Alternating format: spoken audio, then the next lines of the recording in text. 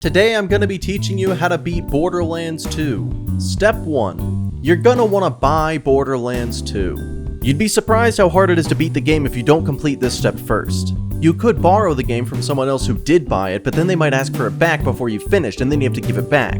You could always tell them that you lost it and you need time to find it, giving you enough time to beat it before lying to them later saying you found it, but this could create a lack of trust between the two of you. What if you need to borrow something from them again in the future? How can they possibly trust that you won't lose whatever you want to borrow from them now when you lost their copy of Borderlands, even though you didn't actually lose their copy of Borderlands? But you can't tell them you were lying before about losing it, because that would create an even bigger lack of trust than believing you lost it for a little while.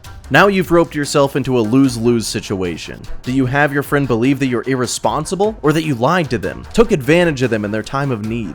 You can't live with either of these realities, so there's only one option. You're going to have to kill your friend. Hiring an assassin would be the best way if you can pull it off. It'll make it difficult for the authorities to trace the crime back to you. However, hiring an assassin can be tricky. You might accidentally hire an undercover cop, which will land you in prison, and you can't play Borderlands in prison.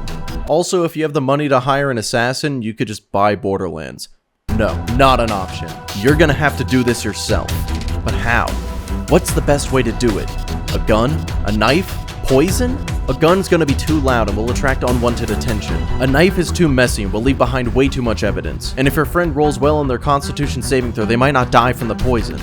Obviously, the answer is to use your hacking skills to get the Russian launch codes and target your friend's house with an ICBM loaded with a Tsar Bomba. This 50 megaton nuclear warhead is the most powerful weapon ever deployed in human history. There is no way your friend is surviving that. Step 2. Beat the game. It's not a hard game, just play it.